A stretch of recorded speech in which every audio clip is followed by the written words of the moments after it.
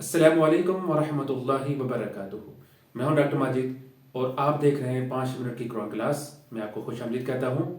آئیے آغاز کرتے ہیں۔ بسم اللہ الرحمن الرحیم۔ قال یا آدم، ارشاد فرمایا اے آدم، انبئہم، انہیں بتائیے، باسمائہم، ان چیزوں کے نام۔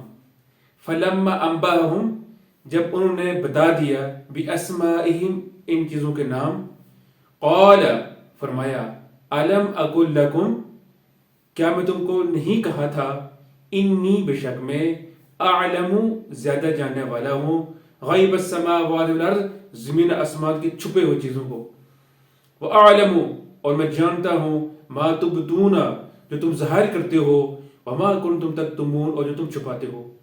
وَإِذْ قُلْنَا، اور جب ہم نے کہا، لِلْمَلَائِكَةِ، فرشتوں سے، اسجدو، تم سب سجدہ کرو، لِآدَمَ، آدم کے لیے، فسجدو، پس سجدہ کیا، الا ابلیس، سوائے ابلیس کے، ابا، انکار کیا، واستکبر، تکبر کیا، وکان من الکافرین، اور وہ کافروں میں سے ہو گیا۔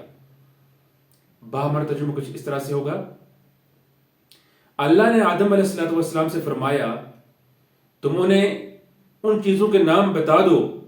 جب انہوں نے بتا دیے تو فرمایا کہ میں نے تمہیں پہلے ہی نہ کہا تھا کہ زمین آسمان کا غیب میں ہی جانتا ہوں، اور میرے علم میں ہے جو کچھ تم ظاہر کر رہے ہو اور جو کچھ تم چھپاتے ہو۔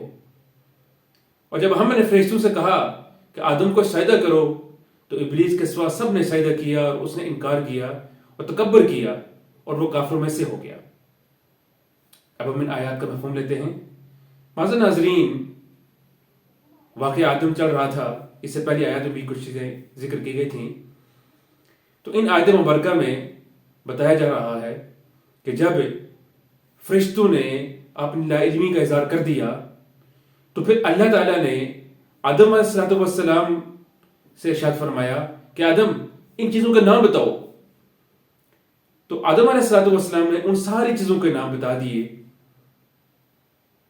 اور جب فرشتوں کی عاجزی اور آدم علیہ السلام کی فضیلت ظاہر ہو گئی، تو اللہ تعالیٰ نے ارشاد فرمایا، الم اقل لکم انی اعلم غیب السماوات والارض، کیا تم کو پہلے میں نے کہا نہیں تھا کہ بے شک میں ہی آسمان و زمین کے غیب کو جاننے والا ہوں، اور جو کچھ تم چھپاتے ہو اس کو بھی میں جانتا ہوں، اور جو تم ظاہر کرتے ہو اسے بھی میں جانتا ہوں۔ تو اللہ رب العزت نے اس کے بعد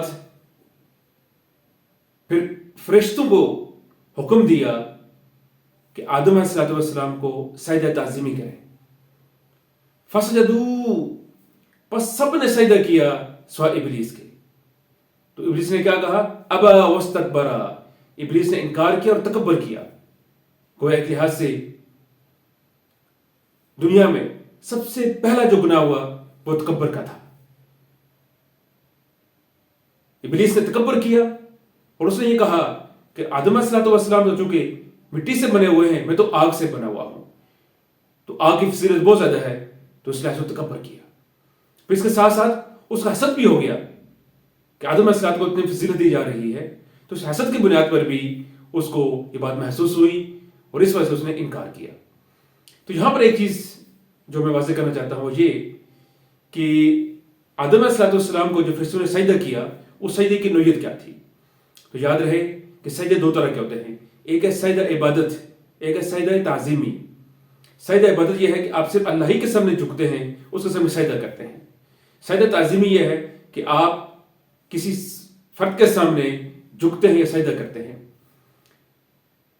تو نبی کریم صلی اللہ علیہ وسلم کی شریعت سے پہلے سجدہ تعظیمی جائز تھا، جس طرح کہ یوسف علیہ السلام کے والدین نے اور بھائیوں نے سجدہ کیا تھا، وہ بھی سجدہ تعظیمی تھا۔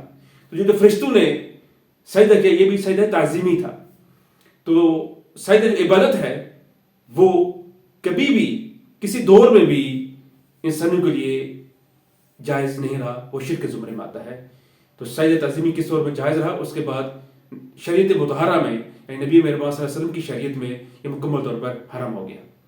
تو اللہ تعالیٰ سے دعا ہے کہ ہمیں قرآن کا صحیح فہم عطا فرمائے۔ السلام علیکم۔